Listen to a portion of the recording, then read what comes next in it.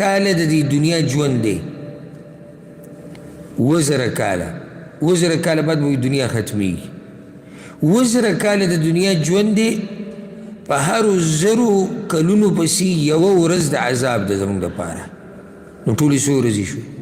2 ورځې. نو موږ به جهنم ته صرف څو ورځو له ځو؟ 2 ورځو له ځو. حدیث کې راځي، په صحیح بخاري کې هم شته، نورو کتابونو کې هم دی، کله چې د خیبر یهودو رسول صلی الله علیه وسلم د خوراک تیار کو، خصوصا هغه زنانه، هغه یهودۍ زنانه، او هغې ګډه لال کړی و، په هغه ګډ کې زهر اچولی و. نو رسول صلی الله علیه وسلم بیا د هغوی نه تپوس وکړو ستاسو پلار څوک دی؟ ډېر تپوسونه یې دي کړي، هغوی زمونږ مشر پلانې رسول وسلم ورته یې دروغ هم ووایي، ستاسو پلار پلانې دي. هغوی او دا خبره ستاسې. بیا یې دې تپوس وکړو جهنم والا څوک دي؟ هغو ته نکونو فیها مده یسیره، موږ به پکې یو، خو لږ وخت به یو، بیا به موږ راوځو، تاسو به شاته پاتې شئ. رسول وسلم ورته اخسئوا فیها، کورې شئ دغه جهنم کې، والله لا نخلفکم فیها ابدا، موږ هېڅ چېرې په تاسو پسې شاته به جهنم کې پاتې کېدونکي نه یو. بیا یې تپوس وکړو هل جعلتم فی هذه الشاة ثم، په دې ګډ کې تاسو زهر اچولی و که نه و؟ هغوی نعم، موږ په دې کې زهر اچولی و. نو ورته یې وویلي څه شي تاسو مجبوره کړئ چې ما ته په غوښه کې زهر اچول؟ هغو ورته یې وویلي موږ کتل، موږ وی که ته دروغجن یې نو الله به موږ تا نه دمه کړي، مړه به شي، خبره به دې ختمه شي، او که ته رښتینی یې نو دا به تا له نقصان نه درکوي. ښه دا هر څه دوی یعنې مخامخ ولیدو، او دا هم ولیدو چې نقصان یې وله ور نه کو، په خپله غوښې رسول وسلم ته وایي ما کې زهر دی، ایمان یې پرې رانهوړه. دا دومره حسدګر خلک و، دوی حسد ذکر کېږي روانو ایتونو کې ګوره. یو روایت کې داسې هم راځي چې یهودو د رسول وسلم سره په څه خبره کې باس واړو، نو رسول وسلم ته یې وویل موږ به صرف 40 ورځې په جهنم کې یو بس،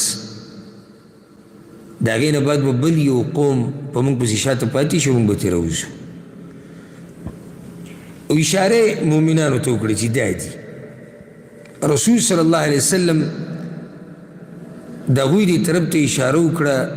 وی زما دې په هغه الله قسم یې کوم الله چې پیدا کړی، بل انتم خالدون مخلدون، تاسو به همیشه په جهنم کې پاتې کېږئ، او په تاسو پسې شاته موږ پاتې کېدو والا نه یو. الله رب العزت بیا دا آیت راولی کړو، وی دوی دا دعوه کوي چې موږ به یو څو ورځې یو، د الله څه خوږې خبرې دي، څه ناشنا رد دی، داسې ونه وي چې دروغ ووایي، ای دروغجنو،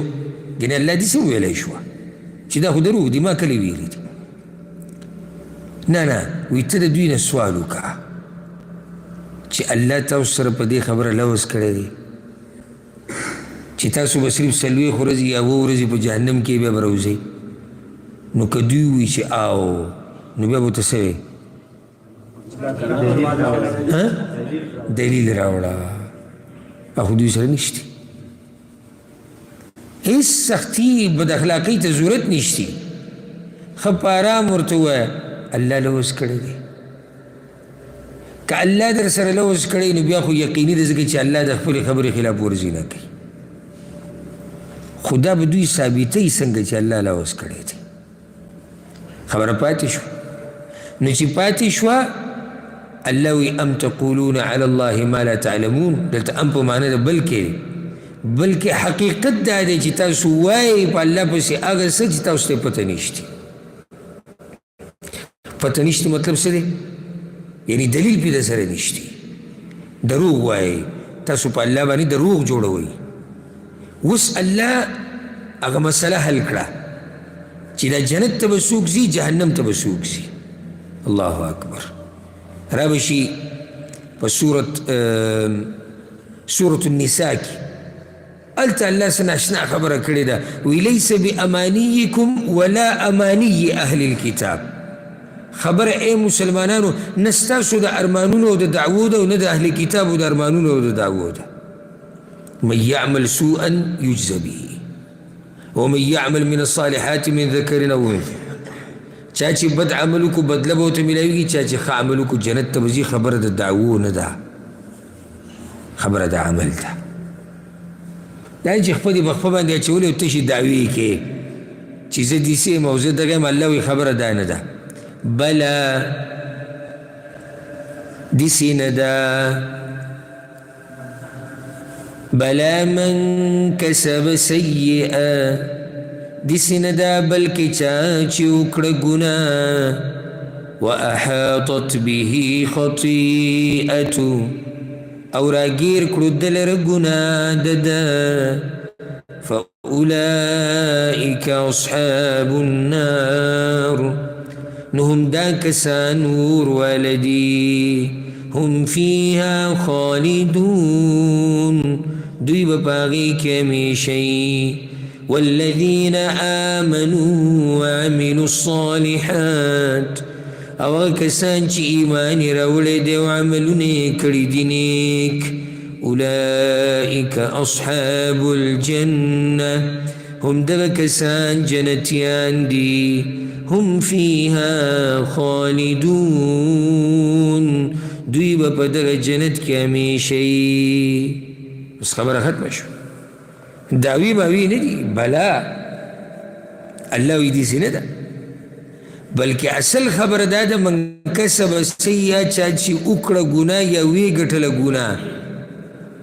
واحاطت به خطیئته او دې ګناه دی راګیر کو مطلب دا دی چې د مرګه پورې دی په دغه ګناه کې اخته و دې ته خلاص نه شو دا مطلب د ګناه راګیرول او په دې کې دی مړ شو نو دی جهنمی شو هم فیها خالدون دوی به همیشه په جهنم کې خو دلته یو سوال زړه ته راځي استاد زلمو ته ګوره که راغلی بارک الله فیک ګناهګار موحد خو به روزي د جهنم نه نو څنګه هلته الله دا خبره وکړه چې یو سړي ګناه وکړه او راګیر کو بیا ګناه تر دې چې مړ شو دی به همیشه په جهنم کې نو دلته دا مسله یاده کوي السیئه دلته د ګناه نه مراد دی عبدالله بن عباس رضی الله عنهما وی دلته مراد شرک دی کفر دی یو سړی دی په شرک او په کفر کې اخته شو لکه څنګه شرک چې د مکې د مشرکانو د مدینې د مشرکانو یا کفر یو کو په شان د کفر د اهل کتاب او بیا دې ګناه دی راګیر کو د مرګ پورې توبې ترې ونه ویسته او په دغې کې مړ شو دی همیشه جهنمي دی دی همیشه جهنمي دی ښه چا داسې ویلي دي که موږ ته عامه ګناه مراد والو یو سړی دی ګناه کوي او دلته خو دا نشته په دې آیت کې خو الله نه دي ویلي چې شرک کوي خو موږ به د دې آیت ته ترجمه د قشان ووایو بیا به وضاحت وکړو په بلې طریقې سره ګینې آیت واضح دی عبدالله بن عباس ویل ته مراد شرک دی یو سړی دی ګناهونه کول ګناهونو راګیر کو دی د همیشه دپاره جهنمي دی څنګه اوس به یو سړی وایي چې څنګه جواب دا دی یو سړی دی په ګناهونو کې دومره ورننوتو چې هره لار د نیکۍ دته بنده شوه د زړه نه دینداري لار بنده شوه اندامونو باندې دیندارۍ لار بنده ده په ژبه باندې دیندارۍ لار بنده ده نو دا کار چې چا سره کیږي نو هغه کافر منافقي ځکه چې مسلمان دي او د ده هر طرف ته د نیکیانې بندي د کیدی شي کمزوري کیدی شي خو هر طرف نه به نیک اعمال بندېږي داسې خو نشي کېدی او داسې چې کله وشو نو پوه شي چې دا سړی کافر دی منافق دی مشرک دی نو بیا به دی همیشه دپاره په جهنم کې دی بل مطلب شو که د عبدالله بن عباس ته تفسیر هم نه وایو که نه نو په دې طریقې سره چې وضاحت وکړي نو بیا به کې هېڅ اشکال هم پاتې نه دی کله چې د قرآن ترجمه او د حدیثونو ترجمه ځان له پخپله کوله که نه کور کې ناست وي او کوله دي نو ډېرې جاخې به جوړې کې، ډېرې جاخې نوي نوي مسلې به بیا بیانې. لکه اوس که ته د دې آیت ترجمه وکړې او ځان ته هم ته څوک وې او ترجمه دې شروع کړې ده او یو سړی د ګناه راګیر کو، په ګناه باندې مړ شو، دی جهنمي دی او همیشه به جهنم کې. نو چې یو سړی په نشه کولو باندې مړ شو، یعنې نشې کولې دی جهنمي دی. یو سړی د دروغ به وي د مرګه پورې دغه صفت و، بد دی همیشه جهنمي دی. یو سړی دوکې به ورکړه، همیشه جهنمي. یو سړی د ګیره به وړه کوله، په ګناه کبیره کې اخته و، دی همیشه جهنمي. یو سړی د پنسې په ځان پسې راښکه و، دی همیشه جهنمي. ځکه چې مفتي صاحب په کور کې ترجمه کړې ده. مفتی صاحب چې دا جاخه جوړه کړه، ولې جوړه کړه؟ په کور کې ترجمه کړې ده. عالم سره خو هغه چېرته ناست نه دی چې د هغه نه یې تپوس کړی وی چې ما په دې پوه کړه، څنګه پوه کړی وی. او چا چې ایمان راوړو او نیک عملي وکړو نو دا خلک څه دي؟ د جنتیان دي. د دې آیتونو لنډه خلاصه دا ده چې قصه د دعوو ماوو نه ده، قصه د نومونو او د لقبونو نه ده، قصه د عمل او د کردار ده او د عقیدې او د ایمان ده. په مسلمانانو کې چې کومې ډلې دي، که دوی کې څوک دعوې کوي نو هغوی ته موږ دا وایو چې خبره د دعوو نه ده، خبره د عمل او د ایمان ده. موږ حنفیان یو، موږ شافعیان او موږ سلفیان او موږ دیوبندیان او موږ بریلیان او موږ شیعهګان او موږ دا او موږ کت او موږ بره، دې ټولو ته موږ دا وایو چې خبره د دعوو د نومونو نه ده، عمل ته کتی کېږي. د عقیدې به تپوس کېږي، د ایمان به تپوس کېږي چې عمل دې برابر دی، تا ګټلې ده که ته ځان ته هر څه وی، او چې عمل او عقیده دې خرابوي که ته ځان ته هر څه وی خو تا بېللې ده.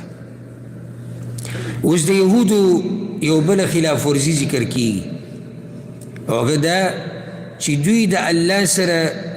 کړي لوزونه پوره کړي نه دي. وَإِذْ أَخَذْنَا مِيثَاقَ بَنِي إِسْرَائِيلَ، او کله چې موږ واغسته مضبوطه وعده د بني اسرائیلونه، لا تعبدون الا الله، چې بندگی به نه کوئ مگر د یو الله، وبالوالدین احسانا، او د مور او پلار سره به احسان کوئ، وذي القربى او د خپلوانو سره، والیتاما والمساکین او د یتیمانانو او د مسکینانو سره، وقولوا للناس حسنا، او وایي خلکو ته ښایسته خبرې، واقیموا الصلاة وآتوا الزکاة، او پابندي د مانځه کوئ او ورکوئ زکات، ثم تولیتم، بیا تاسو واوړېدئ د دې لوز نه، الا قلیلا منکم، مگر لږ کسان ستاسو نه، وانتم معرضون، او همیشه تاسو مخ اړوونکي یئ. لوز الله رب العزت کړی و د بندگانو سره، او بندگانو هم لوزونه کړي د الله سره. دلته الله وایي موږ مضبوط لوز اخیستی و د بني اسرائیلو نه په یو څو خبرو باندې. دا چې کوم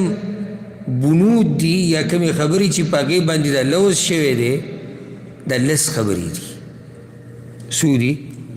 لس. اولنۍ خبره لا تعبدون الا الله، بندگی به نه کوئ مگر د یو الله. دا لوزونه ګوره الله زموږ نه اخیستي دي ګوره، او دا لوزونه موږ هم د الله سره کړي دي. را به شي سورة النساء کې، نه به کوئ بندگی مگر د یو الله. دا خبره خو بنیادي ده، بلکې دا دنیا پیدا شوي د دې دپاره دی چې خالص د الله بندگی وشي. انبیاء الله را لیږلي د دې مسلې دپاره دي، کتابونه الله را لیږلي د دې دپاره دي. دا مسله هم په دې قرآن کې راځي ځای په ځای. دویمه خبره چې په هغې کې لوز اخیستی شوی دی، البر بالوالدین، د مور پلار سره ښېګړه کول. یاد یې که د مور پلار سره ښه کول اگر که مشرکانی ظالمانی کافرانی او دا خبره هم په دې قرآن کې راشي مور پلار که کافرانی هم به ورسره ښه کې الا الله وایي که زما د نافرماني د ته وایي د شرک او د کفر د ته وایي هغه به ونه نه مني نو چې بیا مسلمانان د الله په حق پسې د مور پلار حق دلته ذکر شو او که ویښ وی او ما سره اوسېدی او زړه م ژوندی و نو قرآن کې به ځای په ځای تاسو په دې خبره باندې مثالونه او دلایل واورئ او وینئ چې د الله په حق پسې د مور پلار حق ذکر کېږي شروع یې دلته د سورې بقرې نه شوې ده د مور پلار حق د الله په حق پسې په دې دی لکه چې صحیح ده چې الله موږ دې دنیا ته رالیږلي او پیدا کړي یو خو په دې دنیا کې زموږ وجود په دې کې سبب چې دی هغه د مور پلار دی او د هغوی احسانات زموږ سره دویمه ده موږ سوره فاتحې په اوله کې ویلي الحمدلله رب العالمین او رب موږ وی پالونکي ته وایي اصل پالنه زموږ الله کوي او په الله پسې چې بیا څوک زموږ پالنه کوي نو هغه مور او پلار دي نو ځکه د مور پلار حق ذکر کېږي احسان عام ټکی دی وبالوالدین احسانا نو په دې کې هر قسمه ښېګړه دننه راله ښېګړه د مال ښېګړه د بدن ښېګړه د خبرې هر قسمه ښېګړه چې څومره کولی شي د مور پلار سره کوئ د دې هېڅ حد نشته دا تپوس به نه کې چې څومره ښه به د مور پلار سره کومه ځکه چې هغوی تا نه چېرته د تپوس نه و کړی چې ستا به زه څومره خیال ساتمه نو چې تا نه یې تپوس نه دی کړی نو په کومو سترګو به ته د هغوی نه تپوس کوې چې زه ستاسو څومره خیال وساتمه او زه څومره پیسې درکمه بعض وایي بعض پکې داسې وایي کله چې غوسې شي وایي د کمې پورې وایي که نه وایي تاسو خو به انشاءالله نه یې ویلي دي څه تاسو به ټول مور پلار سره ښه کوونکي خو موږ خو لیدلي چې غوسه شي بعض پکې وایي د کمې پورې به لګیا به کمې پورې نو چېرته هغوی تا ته داسې ویلي چې د کمې پورې اخو دا اوس هم تا نه شاته شوي دي که نه نو دا هم په دې شاته شوي دي چې بدن یې کمزوری شوی دی نور کاکه ځواني وی اوس هم نه پرېښودي دا د هغوی د شاته کېده دا م عذر دی او د هغوی کمزورتیا ده په کومه خوله ته دا وایي د کمې پورې یونی سړي دا خبرې او د ده د عقل سړی ورته حیران شي زناور هم پیژني هغه څوک چې له چا نه پیدا وي او بعض انسانانو کې هغه دي چې هغه نه پیژني هغه څوک چې پیدا دي